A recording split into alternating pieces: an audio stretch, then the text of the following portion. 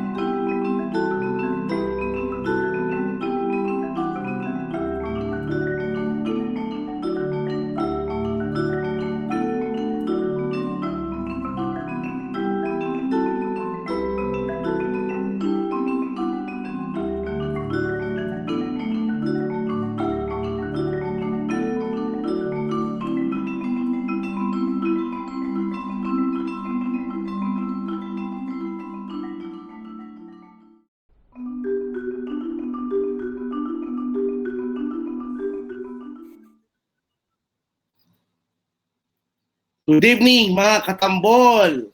Welcome to Past Good Philippines evening. Specialty Series.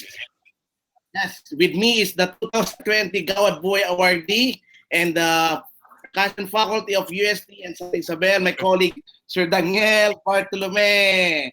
Sir, kamusta po? Wow. I like that. Mabeauty, Sir Lex. How are you? Good.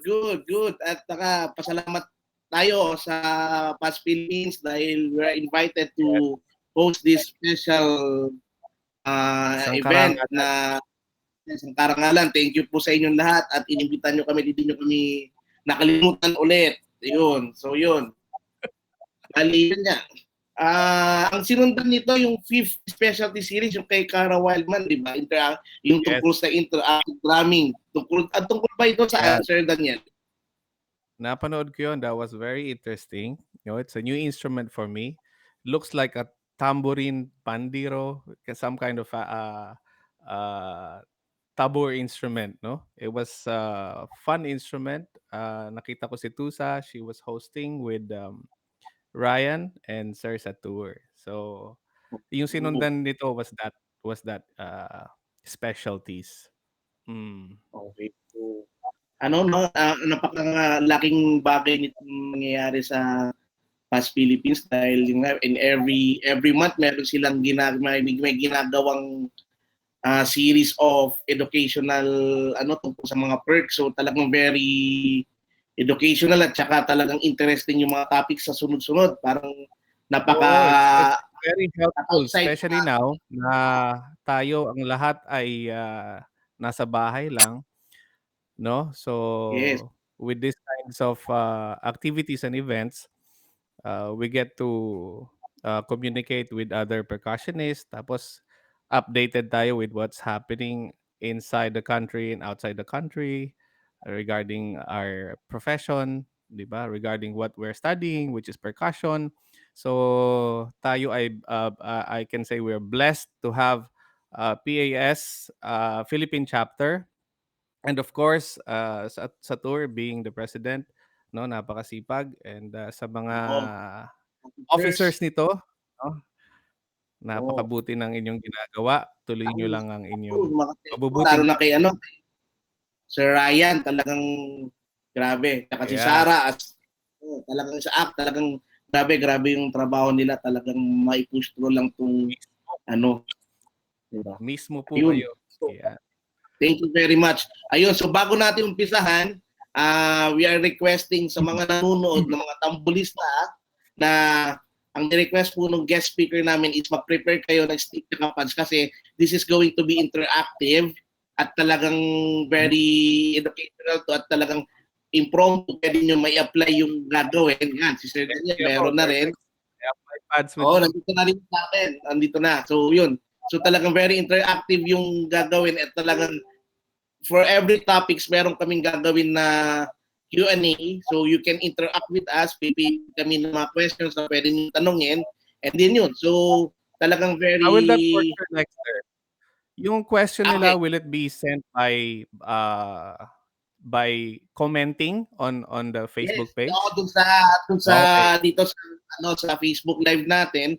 So yun, so pipili sila si Ryan tsaka si Ma'am Sarah ng mga questions, then we can ask, then tatanungin natin, then sasagutin ng guest natin.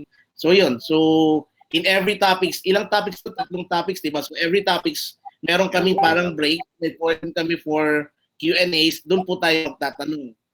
Okay, so yun, hindi natin papapali. Tagalog? Go ahead. Tatranslate na lang natin. Yung questions, can it be in Tagalog? Ikaw magta-translate pag Tagalog, ha? Okay. So yun, so we're on our 6th specialties education, and this is to transfer value, getting the most out of your percussion drumming. So, may share ka ba about this, Sir Daniel? Maybe we can talk about that later. Siguro by now we should introduce mo na yung guest speaker natin. Huwag na natin patagalin dahil mainit pa. Tsaka alam ko kakaalmustan lang niya sa States eh. So, ganado. Yeah. Anong oras ba doon? I think it's 7 a.m. in the morning. So, mga ano No? doon, mga So, 7 or 8, 8:30, mga ganun. Mm. ako, excited na ako eh. I wanna do the master class na, the workshop. So, siguro pakilala na natin yung ating guest speaker. Yes, take it away, sir. Okay, so it's gonna be my honor to introduce our guest speaker, no? So, Yes. for everyone, our guest speaker for tonight is an assistant professor of music and assistant director of bands at Northwestern State University of Louisiana. As an active percussion performer, educator, arranger, adjudicator, and clinician, he has presented and performed at various State Day of Percussion events, PASIC, NCPP, and other music conferences and festivals. He earned his Doctor of Musical Arts degree in Percussion Performance and Pedagogy at the University of Iowa under Dr. Dan Moore. Additionally, he is a founding member of the Omojo Percussion Duo and the Ninkasi Percussion Group. Now, he currently serves as chair for PAS Education Committee and as vice president of the Louisiana PAS chapter. He also is a Yamaha performing artist and an education endorser for Vic Firth Sticks and Mallets, Remo Drumheads, Sabian Cymbals, and Black Swamp Percussion. His professional affiliations includes the Percussive Art Society, National Association for Music Education, National Society for Steel Band Educators, and the College Music Society. So now, without further ado, it's our pleasure and honor to introduce to you Dr. Oliver Molina. Yay!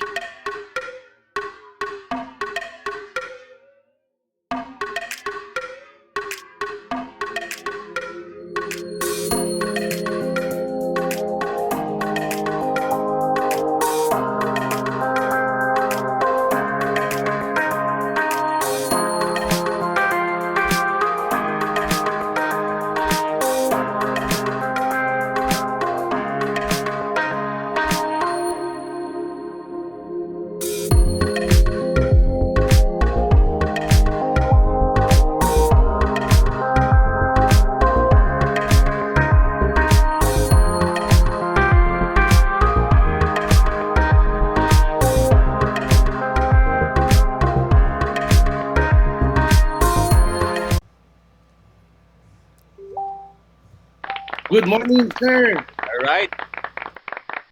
Good Morning. morning. Good morning, Dr. Molina. Welcome to our series of specialties in past Philippines chapter. So how are you doing, sir? I'm doing well, a little early, but I had my coffee, so hopefully I'll be energized for this clinic.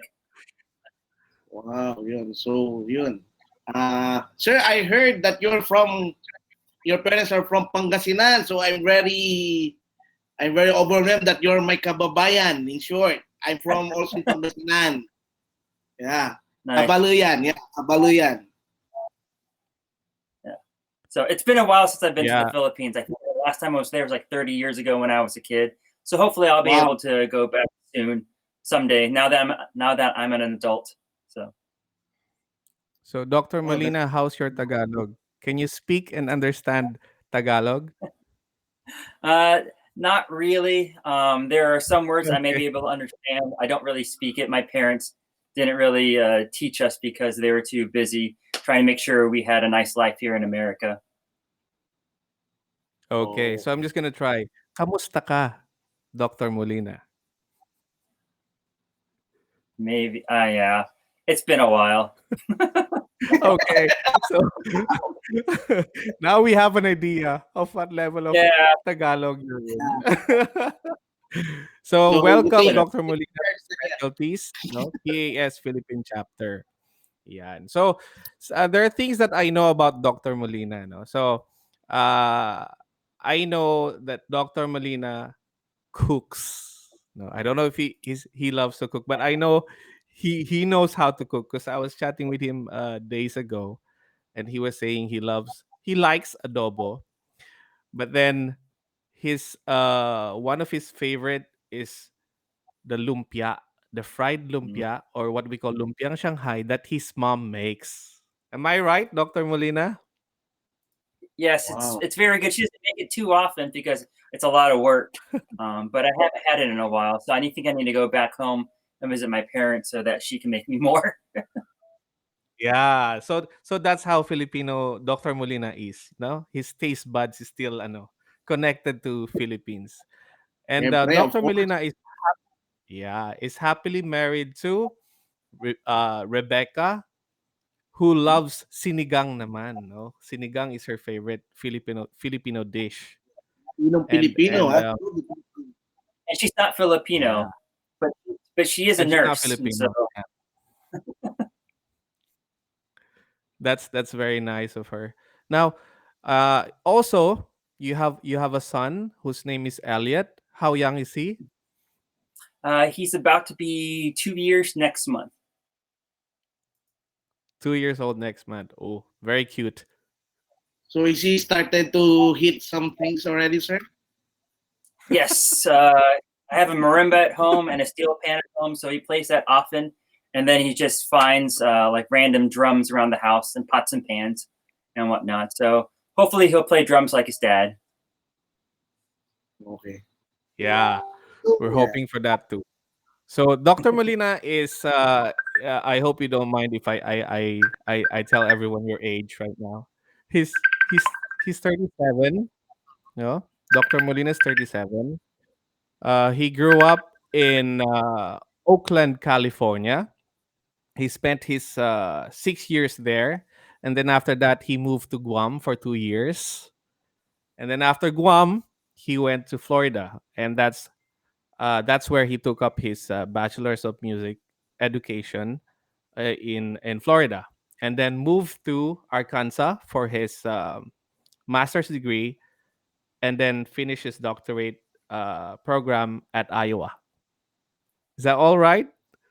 It was a That's long correct. journey. So there you go. Sir Oliver, how So did you start playing drums then? How did you how did it all started? That's a great question. So when I was younger, I think around elementary school, around like 7 or 8, I started taking piano lessons. And then when I joined middle school, I decided to join the band. And then for some reason, I can't play any wind instruments at all. Later on, I realized that I have asthma. And so the sound oh, production of playing any sounds on the saxophone, which I really wanted to play, but I couldn't play it. And then I wanted to play trumpet. That didn't work either. So the band director tried a bunch of different instruments. And then he found out that I already played piano. And so I could read music and read pitch. And they stuck me on bells or glockenspiel for the whole time I was in middle school. And then I was off playing percussion. That's how I got my start in music, but mainly playing percussion on mallet or keyboard instruments. Wow, that was a wow. good foundation. It was a really good foundation. So it really it's really worth it that you had a long journey on your career, and it really is really worth it that you're in your position right now. So Yeah, reading your profile inspires me. Yeah, so Thank you're an inspiration already to us here in the Philippines. We're proud Filipinos that of who you are right now, Dr. Molina. Yeah. thank you so much. So, sir, regarding the topic for this evening, so can you tell us something about it? Sure. And so when you guys asked me to do a clinic for this and more in the education specialty, I was thinking about what area of percussion or what topic in percussion could I present that hopefully covers a lot of different areas. And so I've done this clinic before and actually did it for PAS, the Percussive Art Society, back in, I think it was like June, kind of when we were on lockdown. So a lot of people were doing online clinics and whatnot. But the idea for this, I think the title of it is called Transfer Value, Getting the Most Out of Your Percussion Playing. And the idea is that all of these concepts that we'll be talking about today We'll cover not just snare drum playing or marimba playing. I'll cover drum set playing. I'll cover a bunch of different areas that you can apply, and hopefully be a little bit more holistic than just one area, because definitely percussion has a vast number of instruments that you can learn and play, but hopefully these concepts you can apply to all those different instruments. And so we'll mainly talk about wrist strokes and whatnot. I don't know if you guys are ready for me to just dive in, or if you guys have any other questions you want to ask first. So Okay. Actually, we're good. Yeah, we can go straight to the first topic. For the program flow, we have three segments, no, because we have three topics. The first topic would be the introduction to four stroke types, and then after that we'll have question and answer portion, and then the second topic would be wrist stroke studies, and the third one is independence exercises. So for those who's here listening and watching, this is going to be beneficial for everyone. I'm encouraging everyone to focus and listen to everything Dr. Molina has to share, and actively follow the exercises which are going to be demonstrated by Dr. Molina. So I think, yeah, Dr. Molina, let's do this. Our ears and the yes. attention are all yours. Great. And so I know they already mentioned this before, but if you have a practice pad or and sticks, you'll need that later on. So just make sure you have those. But for this first part, you won't need any of that right away. And so, like I mentioned, the areas that we'll be talking about, we'll cover a bunch of different instruments, and I'll demonstrate some of those today. But the main thing we'll be talking about is wrist motion. But before we talk about that, there are just four different levers or levers or ways that we use our arms to play percussion. And the first one, we go from, I guess, bigger muscle groups and larger motions to smaller muscle groups and smaller motions. And the first one that I'm going to talk about is just using your whole arm. And so this clinic can be very interactive. So while you're sitting at home or wherever you're at, feel free to just move around. Hopefully you won't look funny. Right now I'm in my office at school, so nobody's really watching me, but we'll be doing a lot of things with our arms and hands. Anyways, the first muscle group is just your whole arm. So go ahead and raise your arms up, and then move them back down, and just get that whole use of motion going. And also, this is a good way just to warm up your body, especially for me that, like I already mentioned, it's early in the morning. And so I need to get my blood flowing. And so you may use this for louder playing. For example, if you're playing anything with large motions, or if you've done or seen taiko drumming before, they use a lot of arms and move in this fashion, and they use the whole arm for that. And so definitely you need to realize that you have this whole lever or arm motion to play. The next area that I'm going to talk about, we'll go to a smaller muscle group, is that we'll go from the forearm down. And so the top part of our arm is not going to be in motion, but then we can play like this. Again, still a bigger muscle group. It's going to be a little bit slower, just like the whole arm. You can't play too fast this way, but you can play a little bit faster here, but not as fast as the next muscle groups that we'll talk about. But then definitely you can use these motions as well. And the next muscle group that we'll talk about is the one that we use the most, is our wrist motion. And we'll go over the four different wrist stroke types here in a little bit. But go ahead and have your arms in front of you and move your hands like this. So again, your top part of your arm is already still. Now your forearm is still, and you're focusing only on the wrist, and you're using all of these motions. And like I said, I'll go into more detail about which wrist motion is which for all of this. And then the last set of muscles that we use are our fingers. And so if you can, go in and have your hands open like this. And some people do like a one-hand clap. But again, top of the arm still, forearm still. Now the wrist is still, and we're just using our fingers. And this is for more fast playing and and softer playing, because you can't move the stick as much. And so just to quickly review before we go on to the wrist strokes for full arm. So go ahead and move your arms up and down. Bigger motions, but slower motions. So you can play louder, but you can't play as fast.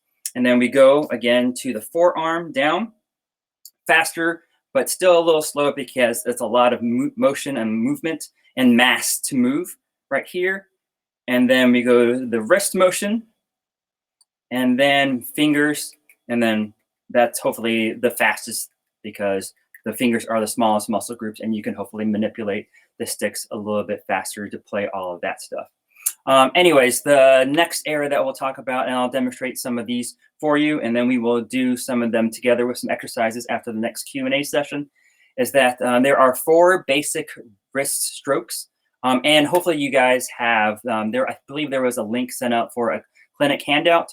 And so hopefully you can access that. But all the stuff that I'll be talking about today will be on the handout, so you can reference that later if you don't have it pulled up right now. Anyways, the first out of the wrist motions is the knocking motion. And so I guess think about that you're knocking on a door. So exactly what it's called, knocking. And the way that you'll do it for the exercise that we'll do later is if you have your practice pad, or if you don't have a practice pad, you can definitely just set up on a table or a flat surface. And then you put your forearms on there and then move your wrist. For all of these, it's very important that the motion comes from the wrist only. If you use your arm, that goes into the other motions that we talked about earlier with the forearm or the arm. It's not the same motion. Again, a lot of this stuff with the wrist is the main motions that we use when we play percussion, so it will be a little bit more efficient. If we use all our arms all the time, we'll get tired faster and we won't be able to play as long. Anyway, so this is the knocking motion that we'll do. And knocking motion works for most of the percussion playing that we'll do. For example, if we're playing match grip snare drum, that's the same motion that we'll do, obviously with the sticks in our hand. Also, if you play any 4-mallet stuff, especially if you play jazz or you play Burton grip, this is the same motion. If you can see, I'm going to do that same knocking motion, but now I have mallets in my hand, especially for that top mallet where you play the melody on the vibraphone, that motion there. And then, let's see, hold on, let me look at my notes real quick. And then also, if you just play any match grip stuff, whether it's keyboard or snare drum, that's the same motion that you'll play. Again, this is probably the one of the most used wrist motions out of the 4 that we'll be talking about. And so isolating the wrist and knowing how that all works will definitely be beneficial. The next one that we'll talk about is inside rotation. And so the way that we'll figure this out is go ahead and pretend you're holding a box in front of you. So have your arms out like this. And now pretend you're holding the box, and now pull the box against your chest. And then you'll rotate your wrists inward. And so it does look a little funny. Excuse me. Like I mentioned earlier, if you're sitting at home doing this stuff, hopefully you're being very interactive and following along. But it does look a little funny if people didn't know what you're doing and you're just moving your hands in a weird manner. So hopefully you can see, and actually I'll stand up. My hands are moving in this direction and you're rotating in. I think it looks a little funnier that our fingers are out. So actually what I do is turn my hands in and just hold it closed and then turn it in that way. That way it looks a little bit better, and also looks like we're holding a stick. You won't necessarily use this exact wrist orientation when you play, because you're at an angle, a 90-degree angle with your wrist, but that gets the idea across of your hand moving in that direction. And so again, box in front of you, hold it against your chest, put your fingers in, and then rotate. And so 90-degree angle, and you're rotating like that. And this works on, again, working on 4-mallet marimba or 4-mallet technique. If you're playing Stevens grip or traditional grip or cross grip, this is the same motion that you'll use to play the inside mallets. And so you rotate from there. Other things that it's used for, if you play traditional grip on snare drum, that's the motion that you use for the left hand and that same inside rotation. Again, wrist is like this for the exercise, but your wrist will be straight, but you're still using that same motion towards the inside.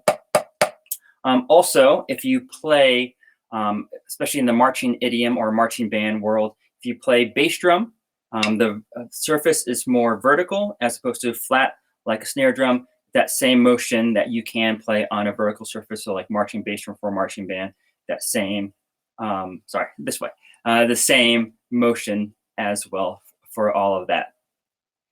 The next one that we'll talk about is outside rotation. So pretend you're holding that box in front of you again, but instead of pulling it toward your chest, you're going to actually push the box away. So the box is going away from you, and then you use and turn your hands out this way. Again, this looks a little funny. I can't see you guys at home, but it looks like you're all waving at me and I'm waving at you. But instead of doing it this way, I actually like doing it with our elbows turned out. And then your hands are going this way like you're chopping a piece of wood with your hands. But then again, like I said earlier, with the inside rotation, go ahead and close your hands like you're holding sticks. And then your wrists move in this direction as well. And so again, just a quickly review with other motions. Wrist, make sure that your forearm is still, and you can actually have your forearm resting on the surface or practice pad for the knocking motion. For the inside rotation, you can have your arms on there, but it's a little bit awkward because where you're hitting, but just try to isolate the forearms from moving. Then same thing for outside rotation. Make sure the forearms and arm don't move while you're playing. Otherwise, it's not going to be very efficient and it's not going to work very well. And so rotate from there. Again, box in front of you, push it away, turn your elbows out, close your hands, and then rotate like so for the outside rotation. For the outside rotation, again, for 4-mallet technique, this is for the outside mallet. And so you can see that my wrist is moving in the same general direction and rotating and playing like that. Also, I use this technique a lot when I play timpani. And so my thumb is up on it, so it's a little bit lighter, more French grip-like, and then I can rotate and make sure my mallets come up for that. And then I also do this, pretend you're sitting at home playing drum set, and you're playing some jazz, swing, or just maybe some rock and roll, but on the ride cymbal. So I'm playing like hi-hat over here, and then I'm moving over to my ride cymbal, and I actually turn my hand over with my thumb on top and have that motion as well for the outside rotation. One other one that I forgot to mention for, I guess for this outside rotation is thinking about other concert instruments that we play in percussion, and actually we need to go grab it real quick, is that if you play tambourine, this outside rotation that I'm about to do with the tambourine in my hand is the same thing you would do when playing some tambourine rolls. And so that same motion going back and forth with the tambourine. All right, and the last one that we have on here is called tom-tom. And it says on there, if you have the handout, it says French grip. And so kind of like the last one with your thumb being up, but instead of your wrists being bent at all, your wrist is actually going to be flat all the way across your forearm, through your wrists to your knuckles. And so your arm moves in, or your wrist moves in this direction. And so it's very minimal motion compared to the other ones where the wrist motion for knocking is pretty like 180 degrees, pretty far. Same thing for inside rotations, pretty far all the way back and front. And same thing for outside rotation, back and front. Sorry, excuse me. But for this tom-tom or French grip one, it's very, it's very minimal motion with the wrist going on here. But the important part is that the wrist is flat all the way across. Again, going back to 4 mallets, this is the motion that you use if you're doing some double vertical strokes with both mallets moving up and down. And so that gets that motion across.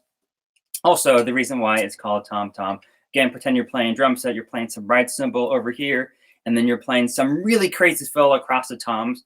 I do this when I'm playing drum set, is that I actually go to a little bit more of a French grip with the thumb on top, and I'm playing more with my thumb up on top to play around the toms. And so a little bit more tom-tom-esque.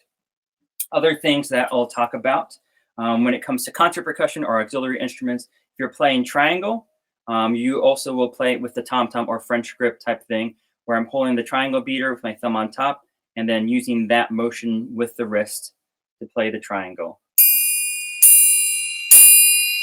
So just dropping that in with the wrist and letting go, especially just with the fingers, to play all of that. And so hopefully you can see how all these instruments are, all these instruments can be played with these 4 basic wrist motions. And hopefully you can see how it all applies, and you don't have to reinvent the wheel of like, I got to play drum set now. I have to play a different technique. I have to think about doing things differently. Oh, I need to play timpani now. I need to think about doing other things. All these things transfer over from one instrument to another.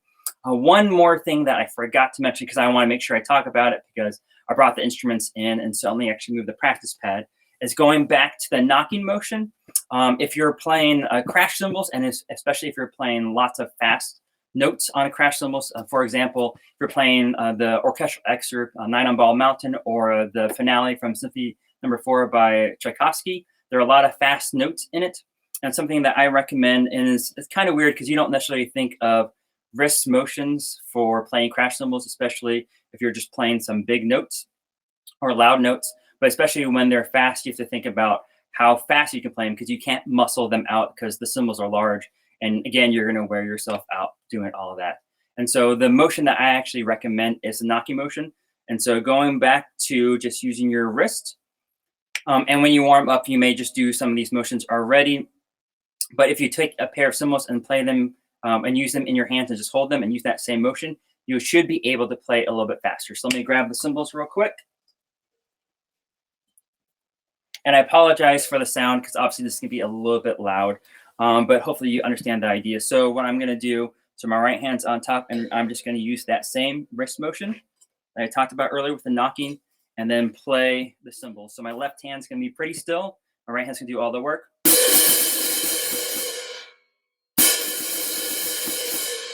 So just that whole motion, playing very, very fast and loose and relaxed, but in a fast, smaller motion with the wrist, you should be able to play really, really fast notes.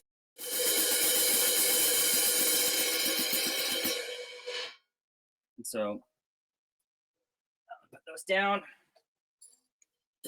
And so hopefully you can see all the different wrist motions that encompass all the percussion playing. And hopefully there are some other ones I may not have mentioned that you're thinking about, when I'm playing this instrument, which one of the 4 motions am I doing?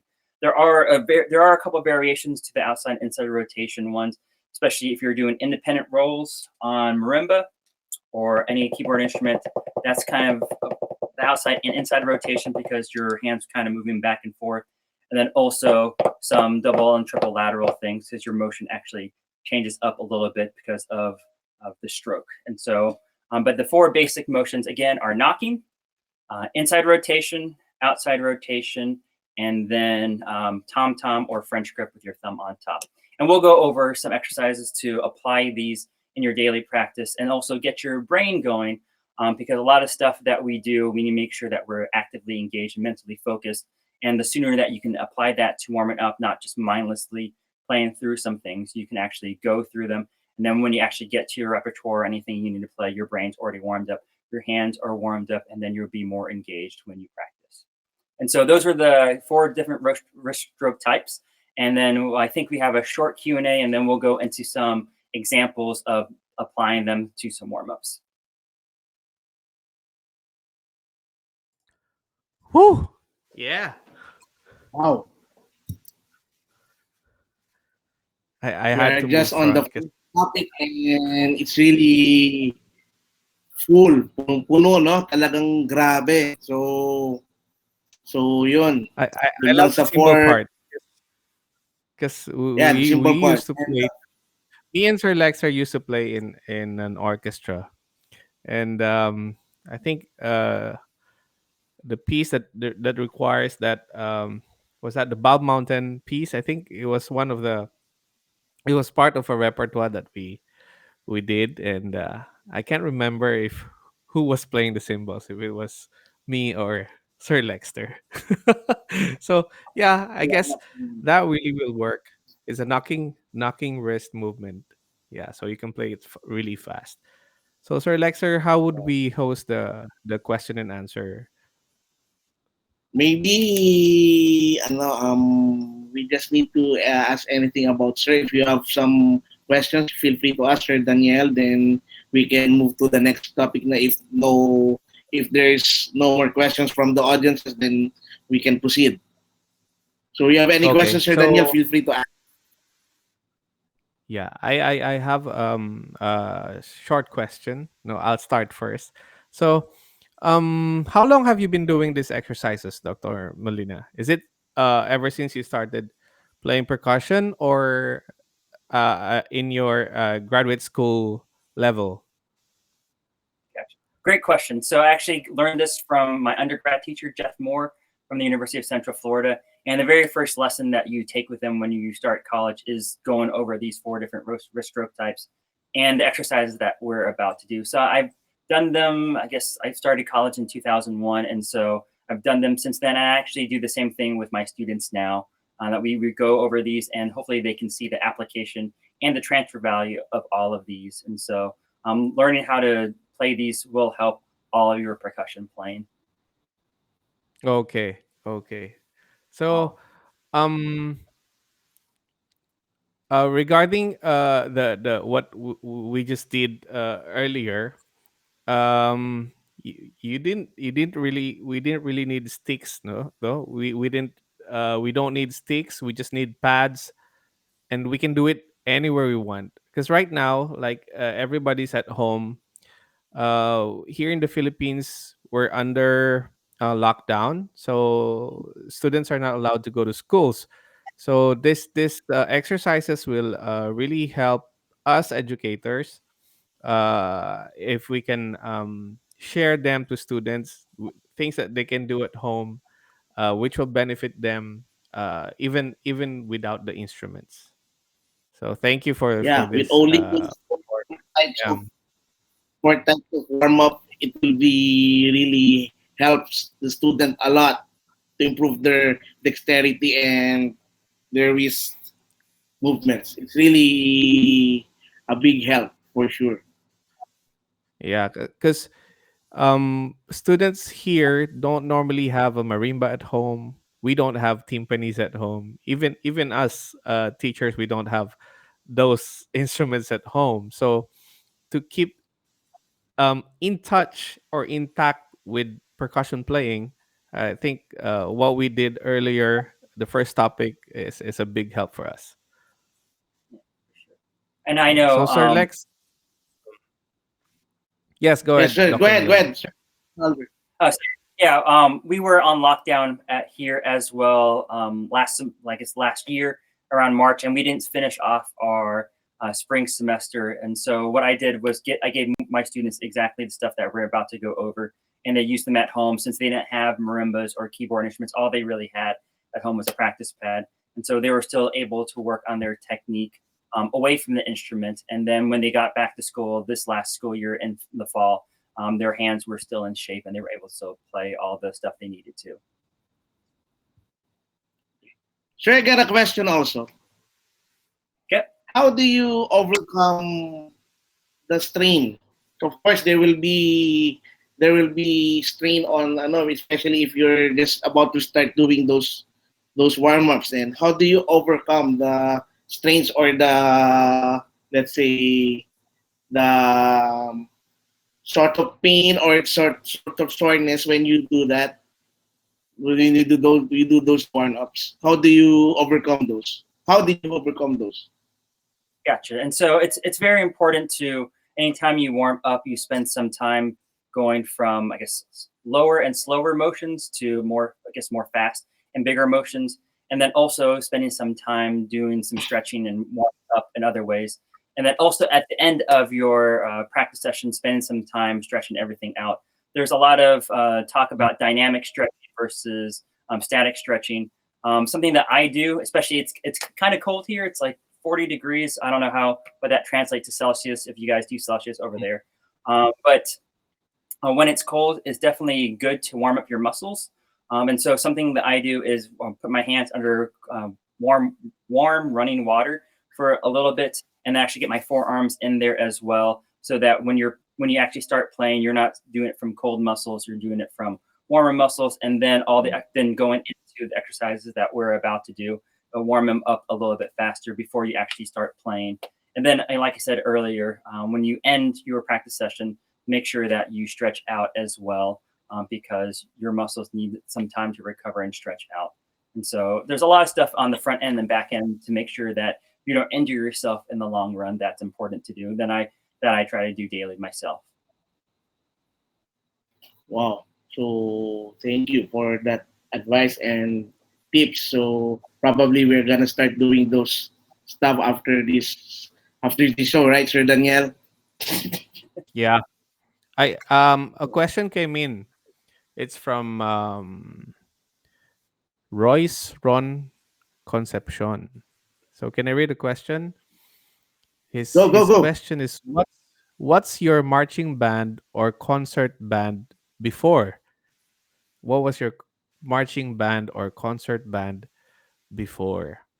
I think I know the answer. But I'll let Dr. Molina answer the question. Are, is he asking about my experience, or I'm kind of confused about the Yeah. question? Okay. Yeah, he's And asking what group you were involved in when you Or you were any in affiliations with college. orchestra or any band, I guess. Yeah. okay. So in marching band, I played marching snare drum. I was also in the front ensemble. And over here, we have drum corps as well. And so I was involved with a group called the Boston Crusaders for a few years. I was in their front ensemble playing the mount instruments and getting my chops really, really strong for all of that. But then when I was in college and high school, I played marching snare drum. And now I teach at the university level, and I've taught, I guess, at the University of Arkansas, University of Iowa. And so I've been teaching drum lines for like forever. I don't know how long it's been, but then teach the drum line here as well. I also conduct on one of the bands here, and I was a high school band director for a little bit. And actually, I just yesterday I had a band rehearsal with the wind ensemble here doing a piece, and it was lots of fun. And so I've obviously played in various concert bands and community bands and community orchestras.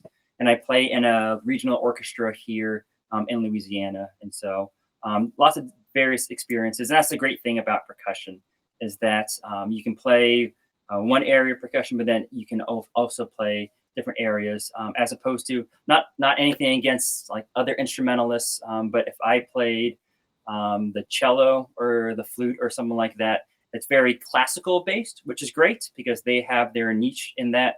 But playing percussion, you can play concert band, you can play orchestra, you can play in concert, in marching band. Then you also can play in rock bands, playing drum set. You can play in world percussion and do all those different areas. And so it's nice that we have a lot of, I guess, skills that we can apply to other areas of music. And I guess to tie all that together, all the stuff that we'll talk about today, you can apply to all those different ensembles as well. There you Okay. go. Yeah, there you go. So, Yeah, so I guess we're ready to go. I have one more question. Sorry. Go ahead. There's another question from Ryan Peralta. There. So in working with all the rotations, should the stick tips move vertically and avoid moving slanted? Sorry, you're cutting out a little bit. I think I heard the So question. Sorry, go ahead again. in working with all the rotations, should the stick tips move vertically and avoid moving slanted? Yes, I think for he's the talking about most the motion. depending on, I guess, what motion you're doing, it should just go straight up and down. That's the most efficient. If you have a curved path or anything different, you can still hit the area that you need to, the surface or the exact target, but it's a little bit inefficient. And so just moving up and down in a straight path will definitely be the most beneficial. But then, like I mentioned at the tail end of the earlier session, is that the motions may be a little bit different, especially if you're doing other techniques like that it may be a little bit more curved as opposed to just moving this up and down. And so, yeah. So Okay. that's important. Yeah. Okay. Okay. So I guess we've answered their question. Thank you for from Royce Ron Concepcion and Ryan Peralta. There. So maybe we can move on to the next topic, Sure. which is wrist. What's this? Wrist stroke studies. Yes. Okay. And so Okay. a handout, like I mentioned earlier, and hopefully you guys can have access to it. And all of it is explained in here. And so we'll kind of go through it quickly.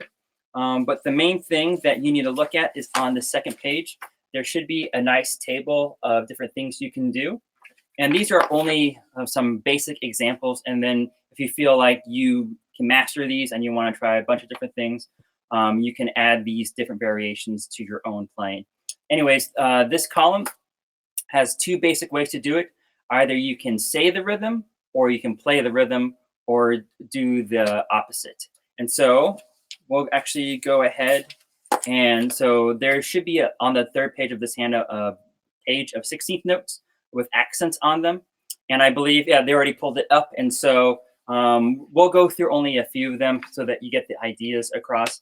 But the main idea is, like I mentioned earlier, is that you're warming up your hands, but then also you're warming up your brain so that you'll be a little bit more mentally engaged and focused when you practice.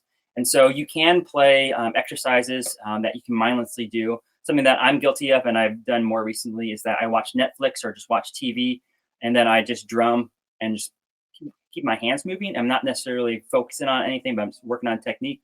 But doing these will definitely get you more engaged and get your brain going, like I mentioned. Anyways, the first one that we're going to do is let's go ahead and go to the knocking motion. So again, putting your arms flat on the practice pad or the flat surface you have in front of you, and then making sure that you use the wrist only.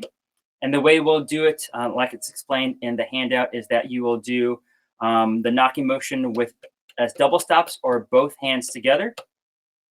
And the way we'll do this is there are a couple ways to do this, whether you say the accents or play the accents, or you do say the ostinato or you play the ostinato. We'll start off a little bit easy. And so we'll look at lines 1 and 2 from the exercise handout. And the way we'll do it is that I'll turn the metronome on, and you usually want to go pretty slow because you're doing double stops, so that will get everything warmed up.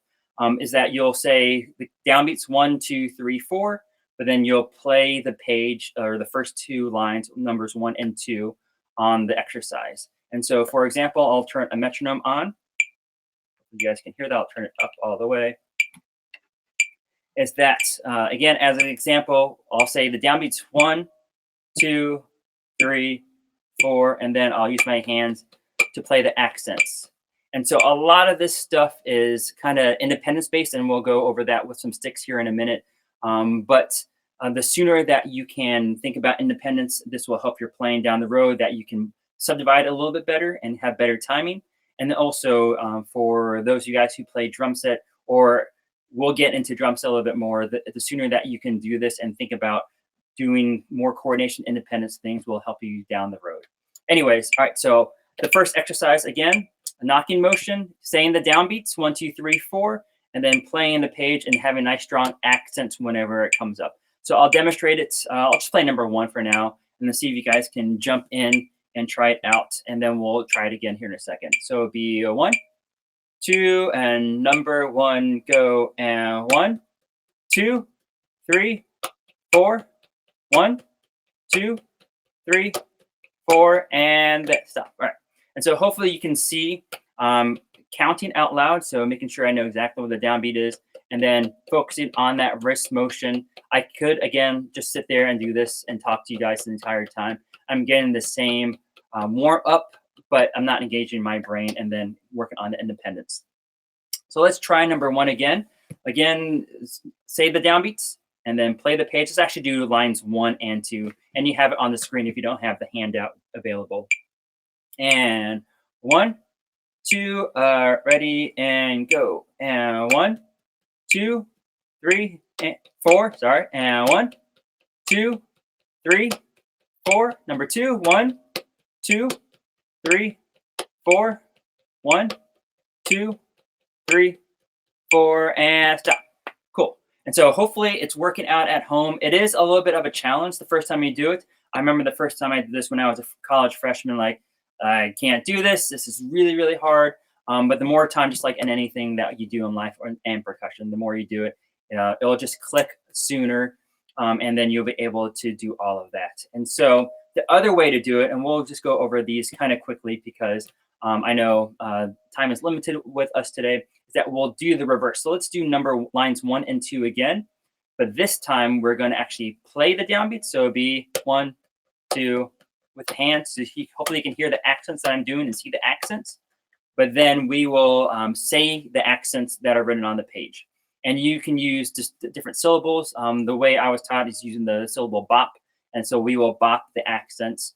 And then again, this is reverse from what we're doing. So we're kind of going from one way of thinking to another way of thinking. And if you can do both ways, that definitely is beneficial.